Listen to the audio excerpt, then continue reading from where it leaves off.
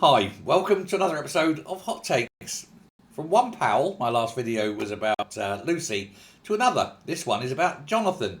Now, I did a video yesterday about Jonathan Powell travelling very secretively to China to have a secretive meeting with Chinese foreign officials. Normally these things are announced, but this one was not. One has to wonder what's going on. Well, some details have come out. And it's really rather humiliating for him. Indeed, it is. I think they deliberately humiliated Powell. He popped into Beijing last Friday in this meeting. Like I say, it wasn't signalled or anything that they normally do. The Chinese government had scheduled Powell's meetings with Wang Yi, who was one of their foreign ministers.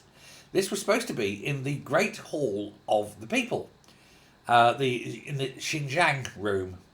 This is a huge meeting room. It's themed with paintings of historical events in China and the architecture and so forth, very much highlighting the culture of China.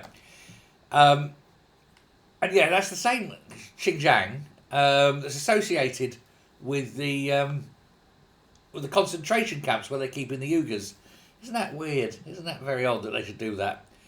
But Powell, who had a little flying visit, a fewer than 10 hours on the ground, in and out, he was also meant to go on to Japan, but apparently that was cancelled at the last minute.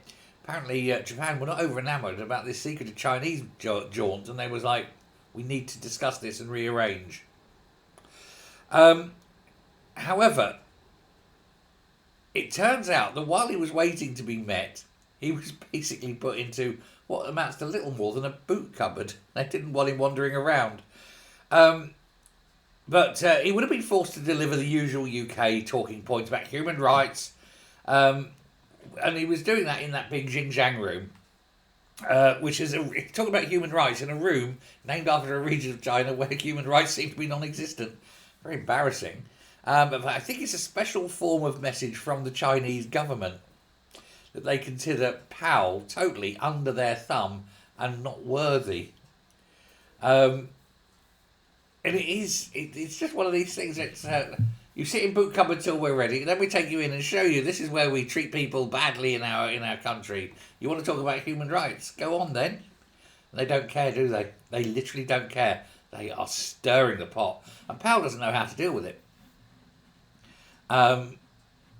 It's very embarrassing for him. He must go there thinking, oh shit, what are they going to do to me now?